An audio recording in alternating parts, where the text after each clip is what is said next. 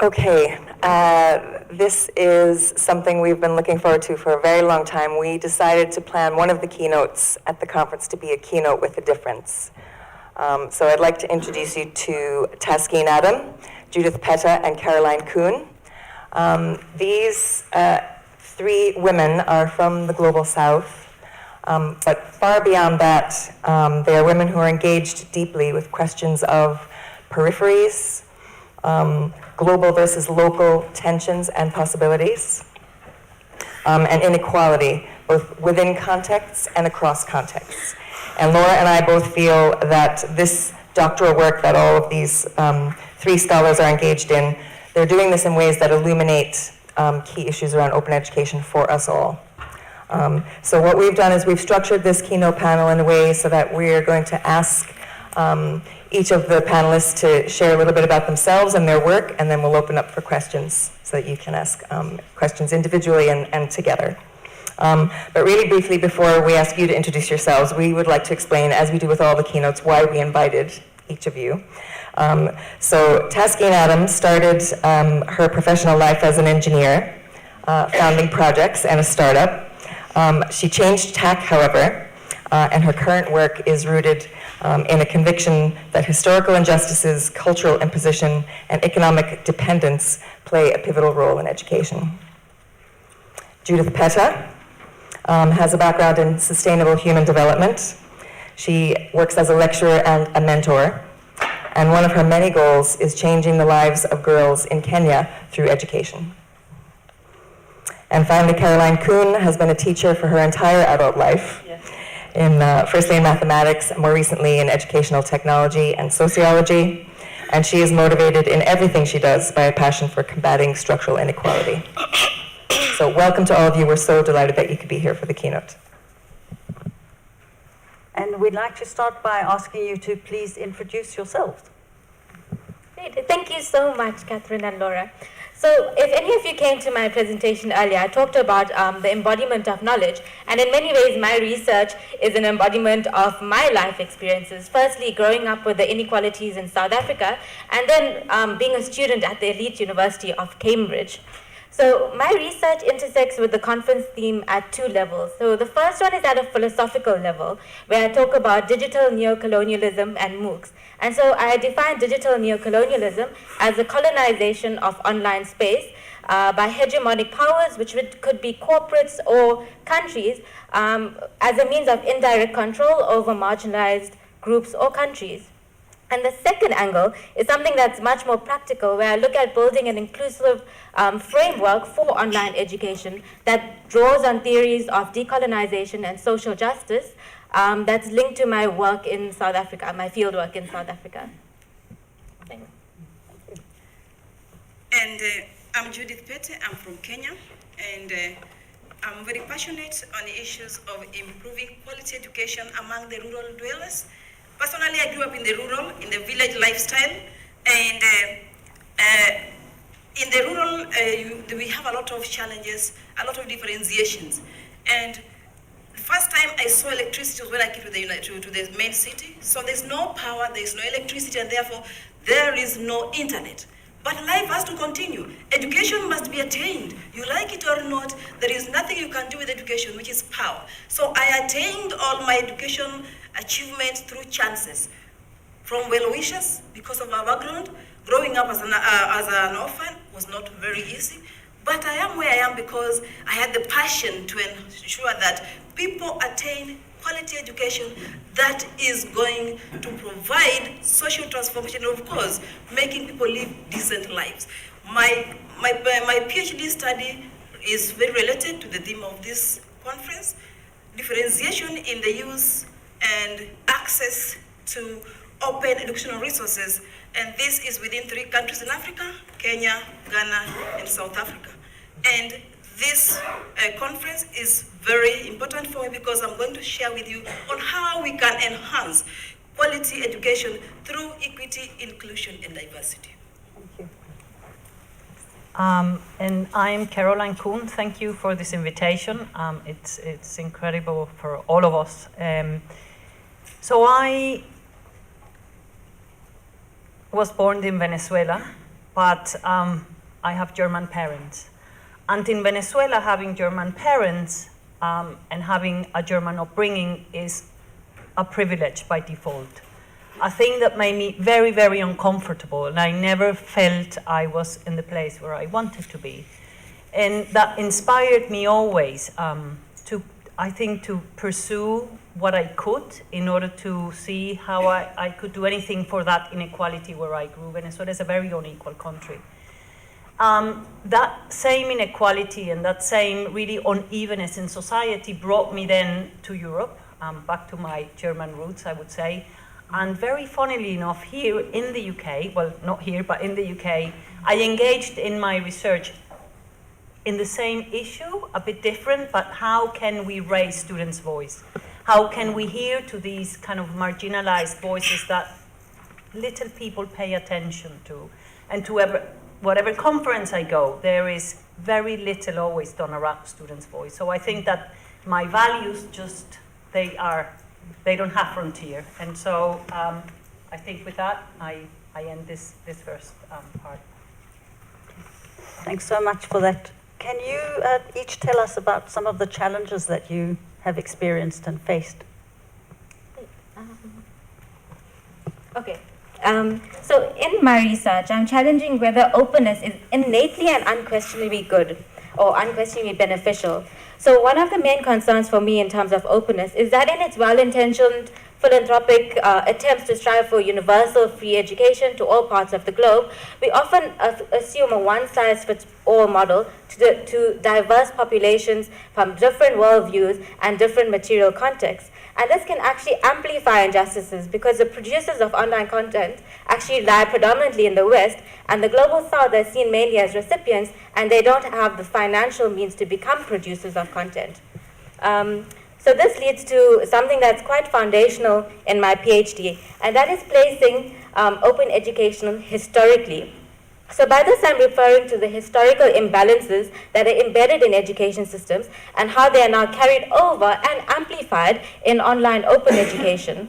So often when we try to fix problems such as lack of diversity online without actually reflecting on how these imbalances came to be and how they continue to impact us.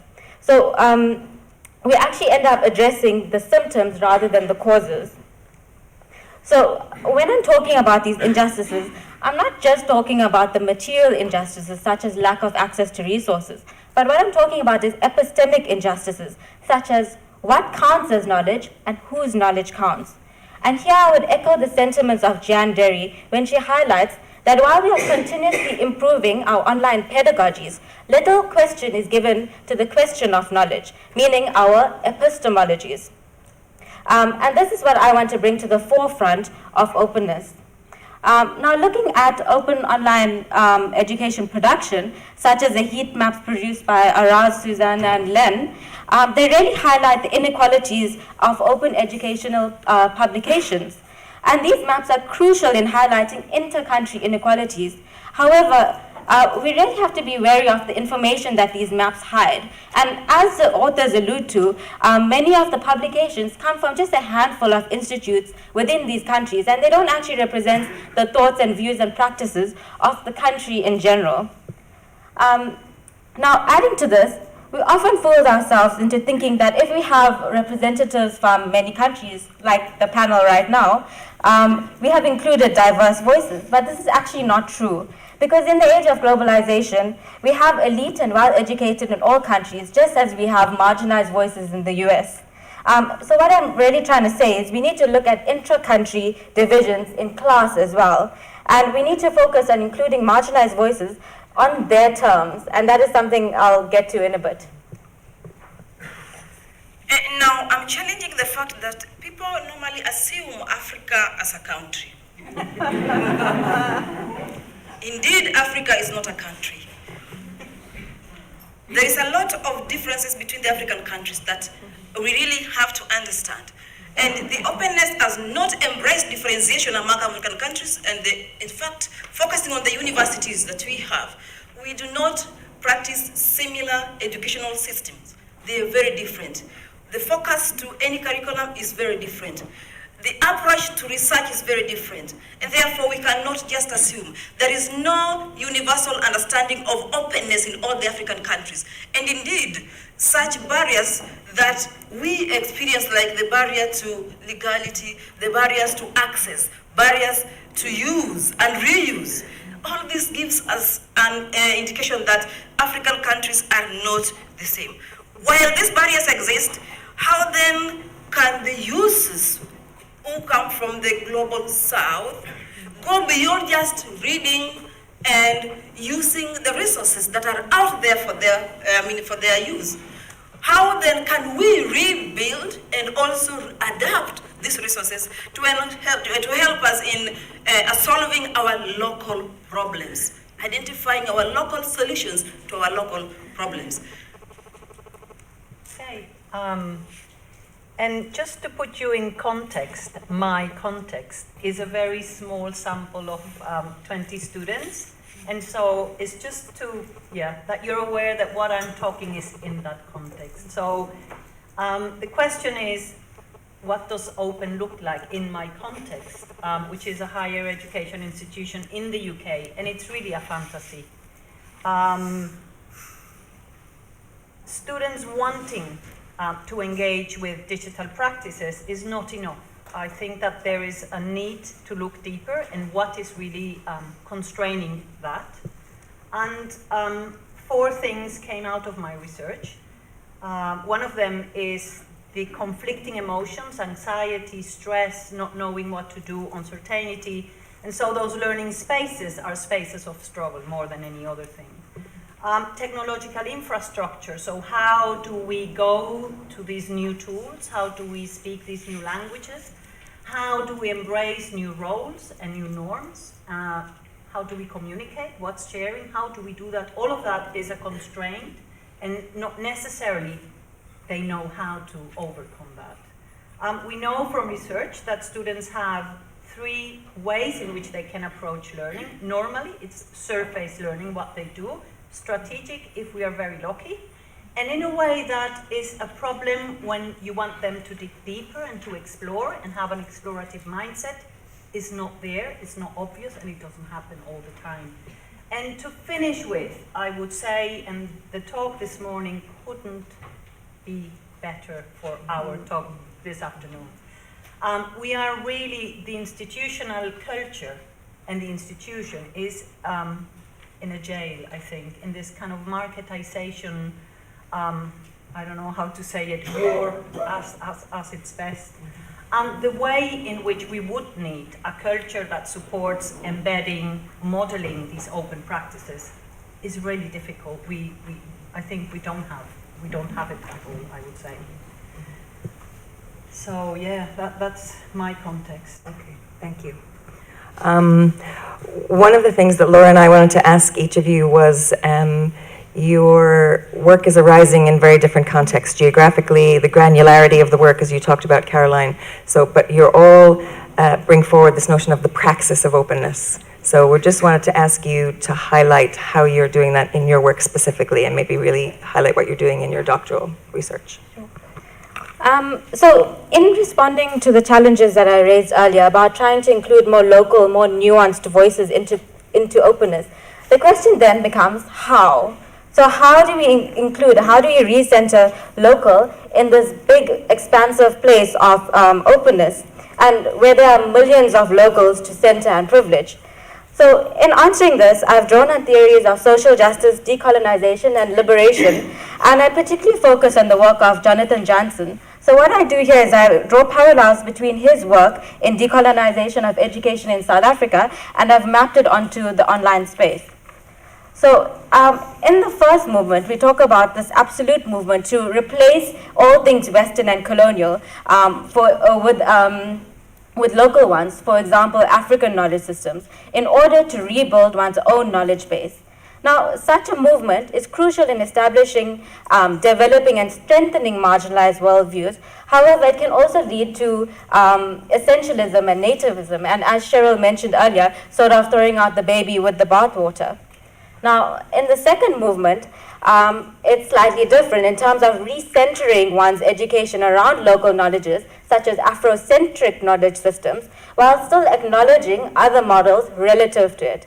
So this suggestion is much more useful in the online, open online education space, where if, for example, a MOOC comes from Brazil, it can embody a Brazilian worldview within that. And we see more MOOCs like this popping up of late. However, the caution here then becomes this idea of this romanticization of the local and indigenous knowledge as something that is beyond critique. So in the last model that I look at is that looking at knowledge more as something entangled in a way that is not regional, but something that is traveling across space and through time. So in this type of model, there's more of an emphasis on the concept or the principle rather than the region that it's from. And in this type of model, a diverse participant pool is actually the feature of the model rather than the challenge. Additionally, this type of model will produce room for critical engagement and for dialogical learning, where ideas can be shared interculturally and evolve. However, what is really crucial and what is important is that the first and second movements need to happen first before we can get to the step. Because it's important for these marginalized voices to first be acknowledged and established before we can take them to a stage of critical engagement. And this is the concept that Gayatri Spivak calls strategic essentialism, where one first privileges the marginalized voices before they come into engagement with others. So for me, if dialogue is futile if we don't actually have a plurality of voices existing in the first place. And how I see it is that it's a three-stage process rather than alternatives. So another crucial point on a different note that I want to make is that we need to understand to what extent local knowledges and pedagogies can and want to be open. And here, while we need to look at more, or while we need more local and indigenous knowledges online, I also want to draw attention to the idea of adverse incorporation, where certain ways of knowing, certain epistemologies don't actually fit into the rubrics of openness at all. And so, for example, I want to draw your attention to Marabitul Hajj, who is a Mauritanian scholar, Islamic scholar, who to me represents this pre-modern Islamic pedagogy. Now, in this type of, in this epistemological foundation, it's entirely different, where just sitting with the teacher, being in their presence, following them around in their daily lives, is counted as valuable learning because one would be blessed by their spiritual presence. And here, the connection between the student and the teacher is one of the heart and the soul, and not just the mind. The teacher is not just the source of knowledge, nor are they the facilitator of knowledge. They are the embodiment of knowledge. And who the teacher is much more valuable than what or how they teach. And so now my question to you is, how do we even begin to bring such pedagogies into openness? Now, in responding to the how question, now the first and foremost that I will propose is the fact that we need to embrace differences. There is power in differentials. When we all accept and appreciate that we belong and they belong and we are one, then I believe we are moving towards achieving the strength of openness. Now, fairness is a value that we cannot ignore, irrespective of where you start from, and acknowledging the fact that individual levels of support are needed at any level. And remember the fact that we are from different backgrounds, brought up differently, our beliefs and practice also varies, and therefore when we come up with support, we need to understand what form of support do I provide to whom and how do I provide this support. Are there strings attached? We need open and free support that are not binding people. Now, integration of open educational resources and cognitive justice in teaching and learning is a powerful tool to enhance openness. Now, when we talk about cognitive justice, I believe to the fact that knowledge rests in people. And when people are properly understood and respected, you get that knowledge for free, and you get the best. And when we have the best, and you include them in the processes of coming up with solutions, then we are going to respond or come up with policies that are responding directly to particular or specific problems. Now, equal collaboration and ownership is another key factors. When I feel respected and I feel I belong, therefore I own. When I own, I will never let go. Therefore, another model of social transformation that I really would like to strongly support is what we call the social inclusion. We need to understand that we are both from different contexts. And therefore, whichever solution that we come up with to solve a particular problem, I need to be part and parcel of. We need to embrace and involve the marginalized. We need to appreciate the fact that we are not the same. And once we do this, then we come up with solutions that are going to respond to the needs of the people on the ground. The local communities are very open and free. The knowledge therein from our great grandparents was shared for free.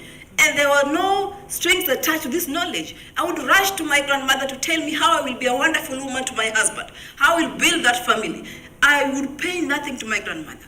Can't we get to that level where I am felt, or I believe that I own the knowledge that I share, I own the knowledge that I get out there, then I adapt this knowledge and then reuse it to help me solve the local problems that I face. Therefore, building up the quality from the local perspective is the way to go, to solve solutions that are sustainable, solutions that are giving dignity to life, and those that are going to last longer and will build the generations to come.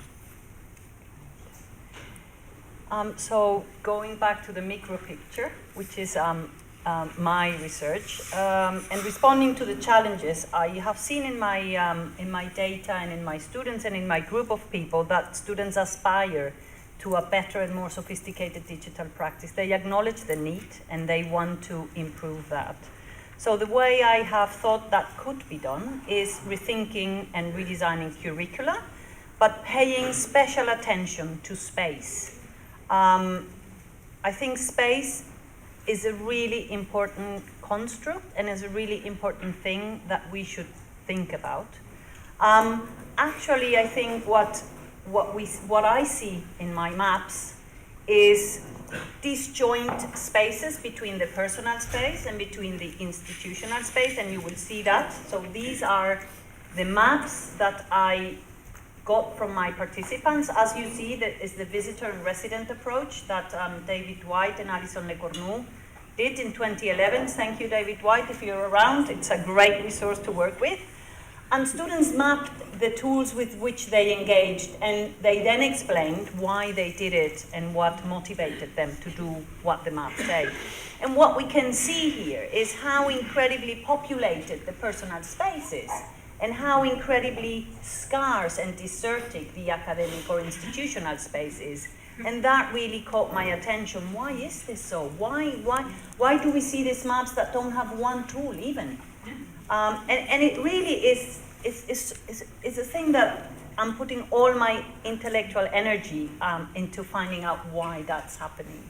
I think that this Euclidean vision on static and space as an empty vessel that we need to fill with tools in this case, and with actions is very, very problematic. I think that space should be seen as an opportunity to share meaning with the lecturer, so the academic space and the personal space should be sharing meaning. And we shouldn't see, and I go back, this. I argue for something a bit different. So what I am proposing, and I have drawn on social theory for this, and the social theory of space and human geography, which has been incredibly useful. I have just kind of used that theory to do virtual spaces, but I think it has been quite powerful. And so I think we should craft learning spaces. Sorry, I lost it. So crafting learning spaces with tools and resources is complex, nuanced, relational, and emotional. There is a lot of this stress and anxiety and preoccupation that I think we need to take into account. I think that learning spaces should be emergent and spaces for co-becoming. And co-becoming means learning as becoming, and that's the way I envision learning. I think learning is that process of becoming a person, and that is different in different stages of our life. And becoming as co-intentional, as Paulo Freire said in his work early, The Pedagogy of the Oppressed. And I think there is a lot of power to exploit there. And there should be a transition between space and place. And I won't read this quote, but it's a quote that talks about how that transition can be achieved. And what it really tells us there is that, so that's social theory of space, and it's about natural spaces become social spaces, which is what we want to achieve. Once people begin to use it, boundaries are put on it, and meanings are attached to it. The air over dirt, which I like very much, becomes a plot, and the user obtains control over the bounded space. And I think this is what we really would like to achieve. A space, a digital space that is open, that is populated, that is active, that relates, and that is meaningful for that person that is enacting that space. And this is a work I'm doing, envisioning how can we conceptualize these open learning spaces for a variety of students. And topology of spaces is very helpful in this case, because topology is the strand of mathematics that studies the invariant properties of spaces that have continually been changed in shape or in size. And so that begs the question, for me at least, to think about what are these invariant properties for open learning spaces. And these 7 doublets, as I have called them, are the answer, the tentative answer that needs a bit more work to do, but it's what I have been thinking about. Thank you so much, and that brings us to the last question. Yes. The last question, and it's really unfair to do this to you, to ask you very briefly to speak about your vision. And impossible in a sentence, I know, and I know that people are going to be picking this up with you because I can see how riveted everyone's been. So if you can do that in a sentence. Well, not a sentence. Okay, so for me, we think we need to approach the future of openness much more cautiously. And I think we'd be preaching to the choir here because everyone knows about the lack of diversity online. But what I think we really need to be wary of is how these knowledges are brought online. And this really boils down to who owns the means of production and who owns decision-making power. Specifically with my work on MOOC platforms, you see there's a well-intentioned aim to try and include more diverse voices, but what happens is actually this MOOC form of localization, just as McDonald's has the McSpicy Paneer and the McAloo wrap, now we have these diverse MOOC platforms, but actually what we have is a Western oligopoly of MOOC platforms, and we don't actually allow for space of diversity of platforms. And for me, this leads to an idea of commodification of culture. So I'll just leave that to you as my challenge of really how are we going to bring these online? What is the most ethical and moral way? Now, for me, as one representing the voices of the people who are marginalized, all the unheard voices, I advocate for equity unbound, working together without boundaries. And friends, I want to tell you from a personal experience that boundaries creates fear, boundaries limits, and of course, it frustrates.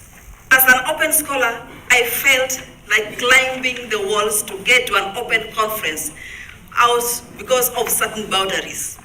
And I just got here just in time because of boundaries. And therefore, I believe so much that if we embrace equity, then we appreciate and understand that I am because you are, and you are because I am. That spirit of coexistence, then we're going to achieve a lot. Thank you.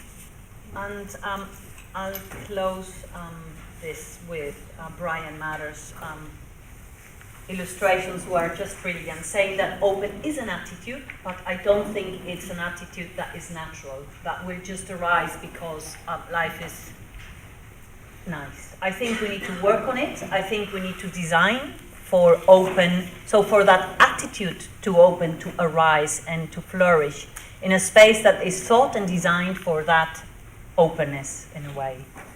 And we have a last slide, which is, again, Brian, thank you very much for your beautiful work. And just saying that there are a constellation of pathways, and the pathway that whoever is here takes is wonderful if it's with the intention of really, as Judith is, trying to really blur the boundaries and try to, that we all in the lecture hall and the three of us get to this one vision of being open, really the default mode of learning and of existing, I think. So thank you very much. I am very sorry that the program is not going to allow us to have questions for now, I think, because there are sessions after this.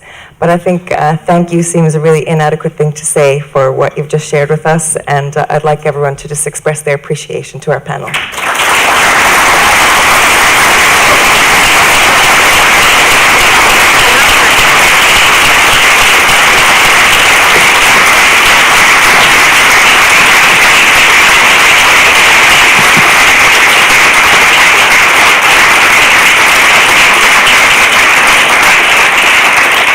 The door is open.